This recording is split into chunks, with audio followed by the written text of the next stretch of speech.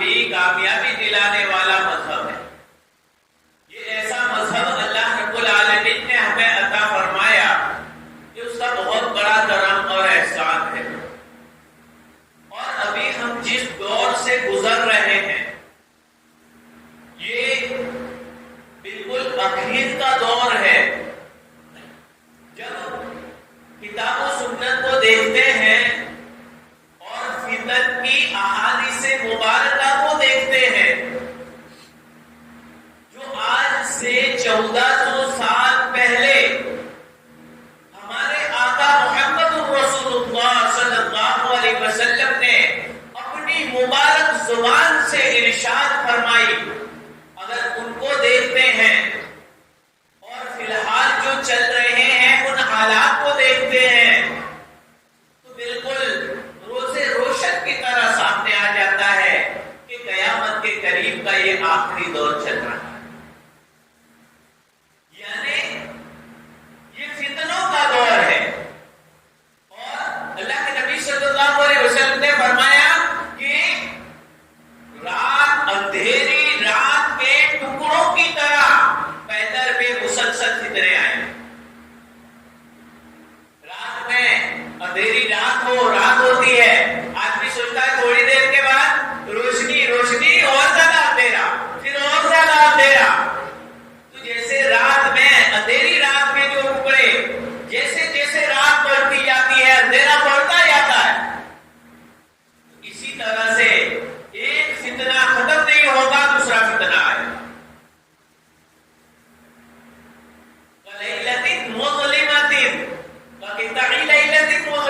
کے الفاظ ہے یعنی اندھیری رات کے ٹکڑوں کے معنی ویدر پہ لگاتار، جیسے رات کا وقت بھی ایک کے بعد دیگر لگاتار ہوتا ہے، اسی طرح فتنے بھی لگاتار آتے رہیں گے. لیکن سچے مسلمان وہ ہے جو ان فتنوں کا مقابلہ کرے. فتنوں سے گھبرا کر بیٹھ جانا یہ مسلمان کا کام نہیں. ارے یہ تو معمولی فتنے ہیں. دجال کا فتنہ آئے گا، مردوں کو زندہ کرے گا اور کہے گا کہ دیکھو میں خدا ہوں. اس وقت ایمان کا کیا ہوگا؟ وہ جنت اور جہنم مصنوعی بنائی ہوئی جنت اور جہنم دکھائے گا، دیکھو یہ میری جنت ہے، دیکھو یہ میری جہنم ہے. اپنے ماننے والوں کو جنت میں اور اپنے نہ ماننے والوں کو جہنم میں ڈالے گا اور یہ کہے گا کہ میں خدا ہوں. ایسا بڑا فتنہ بھی آنے والا ہے. قیامت سے پہلے یہ بڑے فتنے ہیں، لیکن جو دوسرے چھوٹے فتنے وہ شروع ہو چکے ہیں. قیامت کے آخری دور کے اندر وہ حالات ہوں گے کہ چاروں طرف سے اسلام اور مسلمانوں کو مٹانے کی سازشیں اور کوششیں ہو رہی ہیں. اور یہ کوششیں تو پہلے سے ہو رہی ہیں.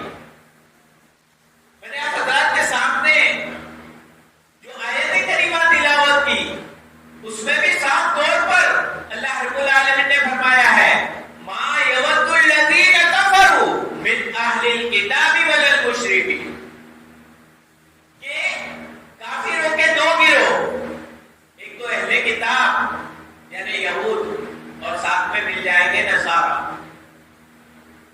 حالانکہ یہود اور نصارہ عیسائی لوگ اور یہودی لوگ آپس میں ان کی نہیں بنتی اور آپس میں ٹکراؤ رہتا ہے، لیکن جب اسلام کی باری آتی ہے دونوں ایک ہو جائیں گے. مسلمانوں کی باری آئے گی دونوں ایک ہو جائیں گے. فلسطینیوں پر ظلم ہو رہا تھا، عیسائی ایک ہو رہے تھے، یہودیوں کے ساتھ مل رہے تھے. امریکہ یہودیوں کے ساتھ مل رہا تھا، امریکہ عیسائی ملک ہے تو یہ ان کے ساتھ مل رہے تھے. تو گویا ایک دو اہل کتاب خصوصاً یہود اور ان کے ساتھ عیسائی لوگ بھی مل جائیں گے. وَلَلْ مُشْرِكِينَ، اور شرک کرنے والے مشرکین یہ نہیں چاہتے ہیں اَيُنَزَّلَ عَلَيْكُمْ مِنْ خَيْرٍ مِّن رَبِّكُمْ، کہ تمہارے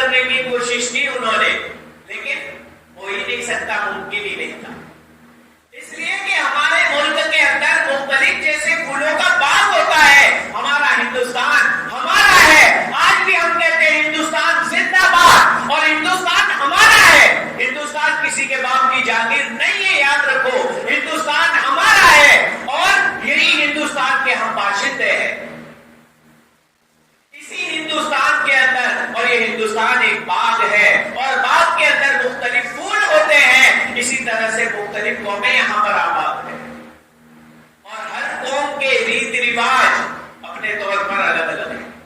اتنا ہے کہ ہمیں اللہ تبارک و تعالیٰ نے آسمانی طریقے دیے ہیں کہ دنیا میں بھی کامیاب اور آخرت میں بھی کامیاب. باقی دنیاوی اعتبار سے ہر قوم نے اپنے اپنے طریقوں کو آزمایا ہے اور اپنایا ہے. تو ان کے طریقے مختلف سب کے اور سب کو ایک پلیٹ فارم پر جوڑنا.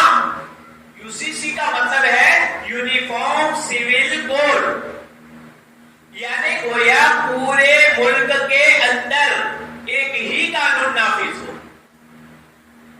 سب پر ایک ہی قانون نافذ ہو. یہ پورے ہندوستان میں جب اس سے نہیں بچ پائے، اب انہوں نے الگ الگ صوبوں میں شروع کیا اور ایک راجیہ کے بعد پھر ایک صوبے کے بعد ایک گجرات میں بھی انہوں نے لوک سبھا میں اس کو پاس کروایا. لوک سبھا میں بہومت دی اور اب راجیہ سبھا میں بھی پاس کروا کے قاعدہ بنانے کی تیاری. اصل میں اس میں دیکھیے یہاں پر بھی اسلام دشمنی جھلک رہی ہے، اور وہ یہ کہ اس میں سے آدیواسی قوم جو ہے ان کے بھی مذہبی ریت رواج مختلف الگ ہے، تو ان کو کہا کہ بھائی یہ اس قاعدے میں داخل نہیں، ان کو چھوٹ. آدیواسی جو قوم ہے ان کے پورے طور و طریقہ الگ ہے، تو ان کو کہا کہ ان کو چھوٹ. مسلمانوں کو کوئی چھوٹ نہیں. جب اس ملک کا آئین بنا آرٹیکل 25 اور آرٹیکل 26 اس میں مذہبی آزادی ملی، اور مذہبی آزادی کے اندر ہمیں اپنے اسلام پر اور اسلامی قوانین پر عمل کرنے کی بالکل آزادی. اور اسی کے تحت جب ہندوستان کا آئین بنایا گیا، یہاں کا دستور بنایا گیا، یوں کہو یہاں کا بندارن بنایا گیا، تو اس وقت اس کے اندر یہ ساری چیزیں اور اس میں مسلمانوں کو آزادی کے ساتھ اسلامی قوانین پر عمل کرنے کی چھوٹ دی، اور اس کے لیے مسلم پرسنل لا بورڈ نامی تنظیم مسلمانوں نے قائم کی تاکہ وہ تنظیم نگرانی کرے. مسلم پرسنل لا بورڈ وہ نگرانی کرے کہ بھائی ہاں یہ اسلامی قانون کے تحت یہ باقی رہے. اب یہ ان کا پلان اس کے تحت یہ کہ پورا مسلم پرسنل لا بورڈ کو ہی ختم کر دیا جائے، اور اسلامی قوانین جو دیے ہیں نکاح کہ اسلامی طریقے کے مطابق ایک مسلمان نکاح کر سکتا ہے، اس میں ان کو کیا پرابلم ہے؟ کوئی پرابلم نہیں. اسلامی طریقے کے مطابق مسلمانوں میں آپسی نکاح ہے، طلاق ہے، خلا ہے، وراثت ہے، کسی کا انتقال ہو جاتا ہے، وراثت وغیرہ میں جو مال وغیرہ تقسیم شرعی اعتبار سے کیا جاتا ہے، اس میں وہ کیا پرابلم ہے؟ مسلمان آپس میں بعض غیر مسلموں میں کہ بھائی کن سے شادیاں ہوگی کن سے نہیں ہوگی، ان کے قوانین الگ، اور ہمارے مسلمانوں کے اندر 4 پارے میں حرمت علیکم امہاتکم وغیرہ پوری آیت کے ذریعے سے کون کون حرام ہوتے ہیں، کن سے نکاح نہیں ہو سکتا، ان تمام کی لسٹ بیان کر دیں، اور کن سے ہو سکتا ہے باقی سب سے ہو سکتا ہے. وہ وحل لکم ما وراء ذالکم، تو وہ پوری لسٹ بتانے کے بعد دوسروں سے اجازت. اب ان کے قوانین کے اندر کہ بھائی چچیرے بھائی بہن، تو یہ بھائی بہن ہو گئے، وہ نکاح نہیں کر سکتے. ہمارے میں کرتے بہن کا پھوپھی اور ماموں دونوں آپس میں، یعنی ان کے اولاد بہن بھائی کی اولاد، تو یہ آپس میں بھائی کا لڑکا ہے بہن کی لڑکی ہے، بہن کا لڑکا ہے بھائی کی لڑکی، آپس میں نکاح تو کرتے. تو یہ یہاں پر ان کے قانون میں نہیں ہے، ہمارے قانون میں اجازت ہے. یہ سب کو ایک راستے پر لا کر بس یہ اسلامی تشخص اور اسلامی نے جو ہم اسلام کے مطابق عمل کر رہے تھے اس پر روک لگانے کی یہ سازش ہے. اس لیے ہمیں اس قانون کے دائرے میں رہ کر، اس ملک کے قانون کے دائرے میں رہ کر، ہمارے بڑوں کی رہبری میں جس طرح بھی ہو اس قانون کی مخالفت کرنی ہے. اس کے لیے مشورہ بھی کریں گے انشاءاللہ، اور ضرورت پڑی تو دیتا چلو. بعض ساتھی کہتے ہیں کہ مقدمہ کر کے کیا فائدہ, مقدمہ کر کے کیا فائدہ, بابری مسجد میں اتنے سالوں تک ہم نے مقدمہ لڑا اور اخیر میں فیصلہ ان کی طرف آیا, اس طرح کئی مقدمہ ہم ہار گئے تو مقدمہ کر کے کیا فائدہ. میں بتلا رہا ہوں کیا فائدہ. پہلی بات تو یہ کہ مقدمہ کرنا اور مخالفت کرنا یہ اس بات کا ثبوت ہے کہ مسلمان جاگ رہا ہے, مسلمان سو نہیں رہا. دوسری بات, سورہ یوسف کی تفسیر آپ نے سنی ہوگی. اس تفسیر کے اندر جب یوسف علیہ السلام کو زلیخا نے بہلایا, پھسلایا, دروازے بند کر دیے, تالا لگا دیا, لوک لگا دیا.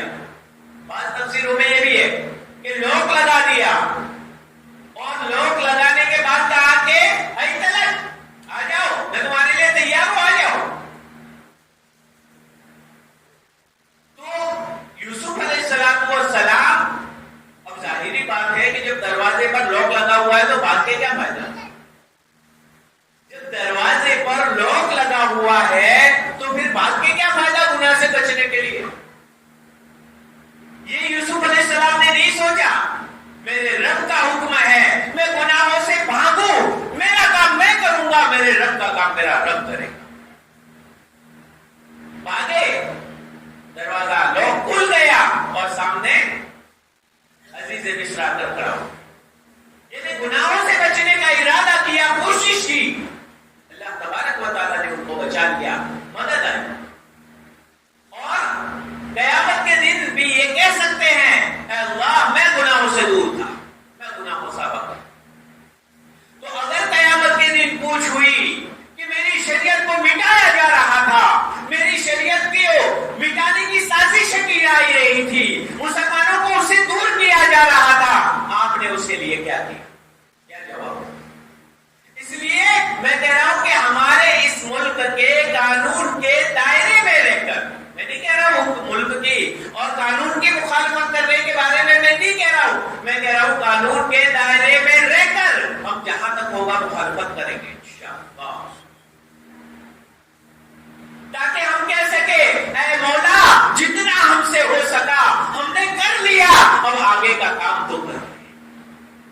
میرے بھائیو یاد رکھو, یہ جو شریعت سے چلنا, ہماری مسجدوں کا ہم سے چلے جانا اور یہ اس طرح کے قانون کا ہم پر تھوپنا اور باطل طاقتوں کا اس میں کامیاب ہونا اور ہم اس میں ناکام جو ہوتے جا رہے ہیں, یہ سب ہماری وجہ سے,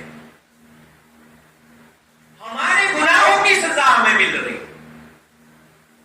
میں آپ کو بتاؤں کہ اگر سروے کیا جائے کہ شرعی اعتبار سے وراثت تقسیم کر کے بہنوں کو پورا پورا حق کون دیتا ہے, ہوں گے الا ماشاء اللہ 2-4. باقی اکثریت کے اعتبار سے دیکھا جائے, الحمدللہ 20 سال سے میں افتاء کا کام کر رہا ہوں, جامعہ دارالقرآن میں بیٹھتا ہوں, فتاوی وغیرہ, بہت ساری بہنیں ہمارے بھائی ہمیں وراثت نہیں دے رہے, اور جب ان کے سامنے مسئلہ ہے نانا اتنا زیادہ نہ ہے, تھوڑا ہی ہے, ان کو کیا کرنا ہے. بلکہ ایک جگہ تو میں نے دیکھا کہ ایک بھائی اپنی بہن کو کہتے ہیں بھائی ہمارا شرعی حق ہمیں دے دو, اس میں کیا ہے, تو وہ مانگنے کے لیے کھڑا ہو گیا, اس کو پیسے چاہیے, اس کو دکھتا. یہ عادت ہے ہماری, یعنی ہم خود ہمیں شرعی قوانین پر عمل کرنے کا موقع مل رہا ہے, اجازت ہے, لیکن اس کے باوجود بس مال کی لالچ میں آ کے ایسے پھنستے ہیں. ہماری ماں بہنوں کی ایسی تربیت کرنا کہ وہ یہ کہے کہ ہمیں کوئی ہمارا قانون نہیں چاہیے, اس لیے کہ یہ باطل طاقتیں دھوکہ دیتی ہے اور یہ کہتی ہے کہ دیکھو ہم عورتوں کا بھلا کر رہے ہیں, کوئی بھی قانون, ٹرپل قانون, طلاق کا قانون وغیرہ اور اس طرح کے قوانین لا کر عورتوں کو بتلایا جاتا ہے ہم تمہارا بھلا کر رہے ہیں, حالانکہ ان عورتوں کو بتلانا ہماری ماں بہنوں کو بتلانا چاہیے, یہ ہمارے ذمہ فرض اور ضروری ہے کہ اس میں تمہارا فائدہ نہیں ہے بلکہ تمہیں شریعت سے ہٹانا مقصود ہے. یہ جو قاعدہ آ رہا ہے گویا مسلمانوں کو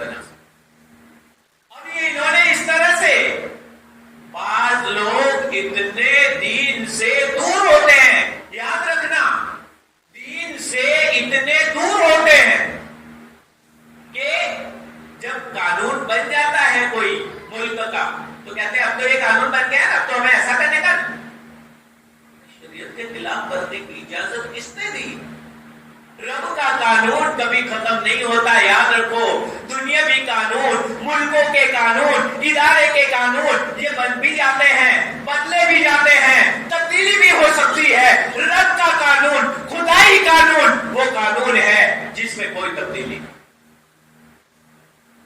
وحی کا دروازہ بند ہو گیا. محمد رسول اللہ صلی اللہ علیہ وسلم آخری نبی آگے چلے گئے. بس اب آپ کے پردہ فرمانے کے بعد دین مکمل ہو گیا. اب اس میں کوئی تبدیلی کی گنجائش نہیں. جب کوئی تبدیلی کی گنجائش نہیں ہے, خیر اب ہمیں کیا کرنا چاہیے؟ خدا نہ خاصہ پہلی بات تو یہ کہ سب کا ہم مخالفت کریں گے, کورٹ میں بھی ضرورت پڑی جائیں گے اور اللہ تعالیٰ سے رو رو کے دعائیں کریں گے. اس لیے کہ سب سے بڑی طاقت اگر ہے تو وہ اللہ کی ہے. ان الحکم الا للہ. اگر حکومت چلتی ہے, اگر حکم چلتا ہے, اگر پاور چلتا ہے تو یہ اللہ کا چلتا ہے. میرے بھائیوں سچی پکی توبہ کرے, اللہ تعالیٰ سے معافی مانگے, اللہ تعالیٰ سے گڑ گڑائے, میرے رب ہم نے تیرے قانون پر عمل نہیں کیا. 3 طلاق دینے کے بعد جب پھنس جاتے ہیں, مفتی صاحب کے پاس آتے, مفتی صاحب فتویٰ بتاؤ, مفتی صاحب کوئی راستہ نکالو. بھائی تم نے راستہ چھوڑا ہی نہیں, ہم کیسے راستہ بتائے. اور جب ان کو کہا جاتا ہے طلاق دینا ہے پہلے آ جاؤ, پہلے تو کوئی آتا ہی نہیں ہے پوچھنے کے لیے کہ مجھے طلاق دینا ہے تو طلاق کا طریقہ کیا ہے, یہ بھی تو جاننا چاہیے. ایک ساتھی ان کے بھائی کا معاملہ تھا, میاں بیوی میں ناچاکی وغیرہ, اور وہ طلاق پر آ گیا تھا. اس کے بھائی نے مجھ سے فون کیا کہ میرا بھائی ہے اس طرح. میں نے کہا کہ ایک کام کرو, وہ میرے پاس اس کو بھیج دو کہ وہ نہیں آئے گا, کیونکہ وہ تو طلاق دینے پر ہی تلا ہوا ہے. میں نے کہا اس کو کہہ دینا کہ مفتی صاحب آپ کو طلاق دینے کا طریقہ بتلائیں گے, اس کو بھیج دو. تو وہ خوش ہو کر رما گیا میرے پاس. میں نے بٹھایا اس کو, میں کوئی بات کر رہا ہے, مجھے طلاق ہے. میں نے کہا ہاں طلاق کا طریقہ اپنے طلاق دے دے. میں کہاں کہتا ہوں رکھنا ہے, میری بیوی تھوڑی جائے گی تو تیری بیوی جائے گی, تیرا معاملہ ہے, میں تو بتا دوں گا تجھے طریقہ. بیٹھ تو صحیح بھائی. پھر میں نے ان کو کہا نکاح کیا ہوتا ہے اور نکاح میں میاں بیوی کو کیسے رہنا چاہیے.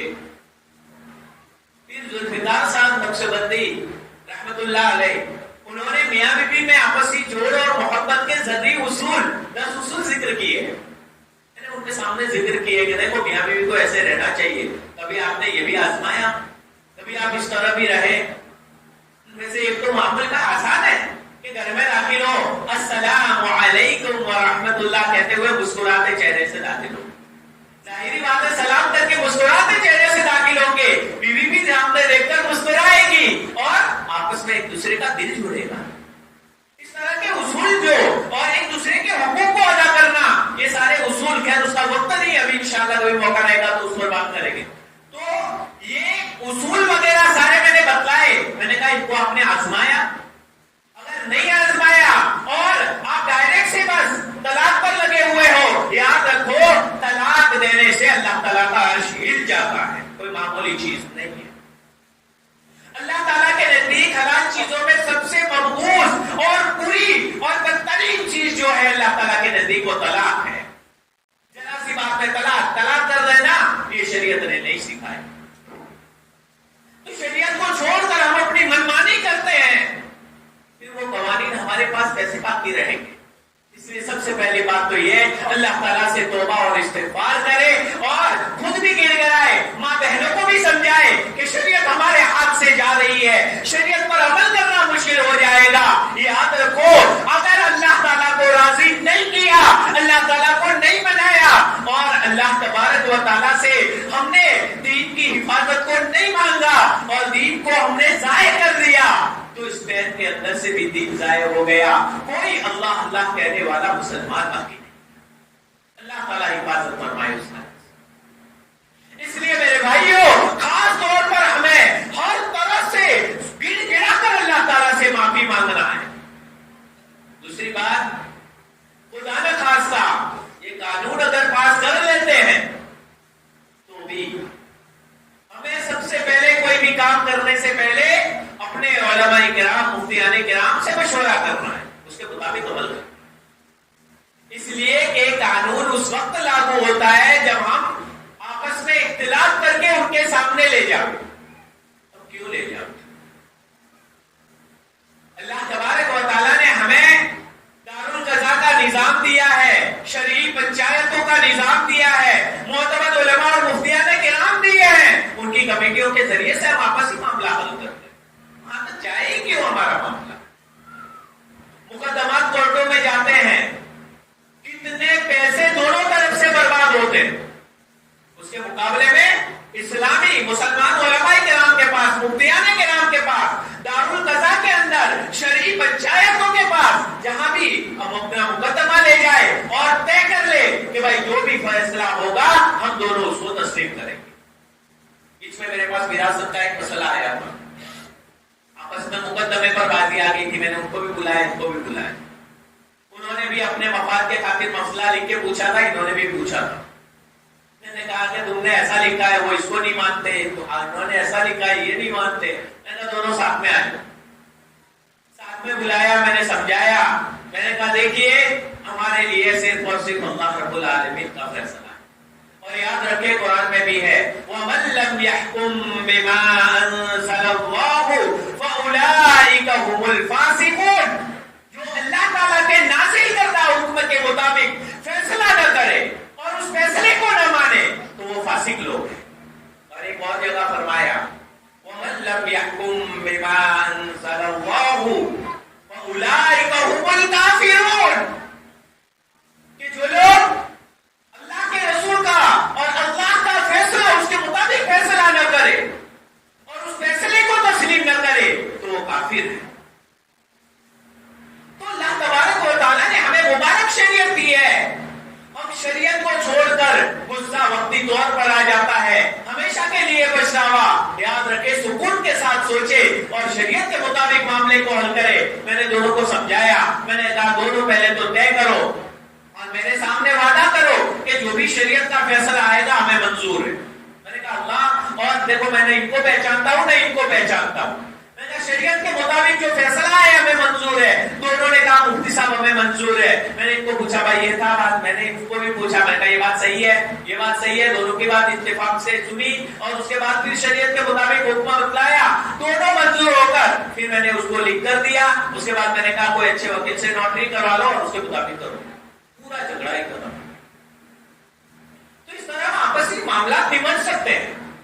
ابھی ایک معاملہ ہوا تھا شوہر میاں بیوی کا، پرسوں کا ہی معاملہ ہے کہ شوہر بیوی کو مار رہا تھا اور یہ بیوی مار کھانے کے بعد تانے بھی دے رہا تھا. بیوی بھی کہہ رہی تھی کہ مجھ سے ایک غلط کام کوئی میسج کر لیا ہوگا کسی کو، تو یہ آپس میں، اور اس کے بعد سے کیا میں نے چھوڑ دیا ہے لیکن یہ شک کرتا ہے. ظاہری بات ہے ایسے معاملے میں پھر آپس میں ایک دوسرے کا دل ٹوٹتا ہے. میں نے کہا بھائی دونوں یہاں آ جاؤ. دونوں کو بلا لیا. دونوں کو بلانے کے بعد میں نے کافی دیر تک سمجھایا اور سمجھانے کے بعد میں نے کہا دیکھو شوہر کو بھی کہا واقعتاً یہ ایسی چیز کو کوئی برداشت نہیں کرتا، لیکن میں نے کہا جب قرآن سے تو کوئی بڑی چیز نہیں ہے، بچی بھی پڑی ہوئی ہے، ہماری بچی کے پاس ہی پڑی ہوئی تھی. میں نے کہا وہ قرآن پر ہاتھ رکھ کے آپ کے سامنے قسم کھائے گی. میں نے اس کو کہا بچی اب جاؤ اپنے شوہر کے پاس جا کر قرآن پر ہاتھ رکھ کے قسم کھاؤ کہ آئندہ سے ایسا نہیں ہو. آپس میں مل گئے صلح، اور میں نے کہا جاؤ. دونوں ساتھ میں محبت کے ساتھ کر گئے اور محبت کے ساتھ رہنے لگے. الحمدللہ. تو یہ ہم اپنی شریعت کو، ایسی پیاری شریعت جب ہمارے پاس ہے اسی کے مطابق، کبھی شریعت میں ہمارا قصور ہوتا ہے تو ہمارے خلاف فیصلہ آتا ہے، کبھی سامنے والے کا قصور ہوتا ہے تو اس کے خلاف فیصلہ آتا ہے. بس انسان یہی چاہے میری چاہت کے مطابق فیصلہ آئے. نہیں نہیں نہیں، ہماری چاہت کو پھینک دو. رسول اللہ صلی اللہ علیہ وسلم کی چاہت کے مطابق فیصلہ. ارے نبی سے محبت کرتے ہیں، پیارے آقا سے محبت کرتے ہیں کہ نہیں؟ ارے میرے بھائیوں بولو تو صحیح، پیارے آقا سے محبت ہے کہ نہیں؟ جب پیارے آقا سے محبت ہے تو پیارے آقا سے بڑھ کر کوئی فیصلہ ہمارے لیے نہیں ہو سکتا. پیارے آقا کی شریعت سے بڑھ کر کوئی شریعت ہمارے لیے، ارے بھائی بولو نا، نہیں ہو سکتی. پیارے آقا کے فیصلے پر چلیں گے انشاءاللہ. بولو کس پر چلیں گے؟ پیارے آقا کے فیصلے پر چلیں گے انشاءاللہ. اللہ تبارک و تعالی ہمیں عمل کی توفیق نصیب فرمائے. کہ وقت اوپر ہو گیا ہے، اللہ تبارک و تعالی سے دعا فرمائے اللہ رب العالمین ہمیں اسلام پر آزادی کے ساتھ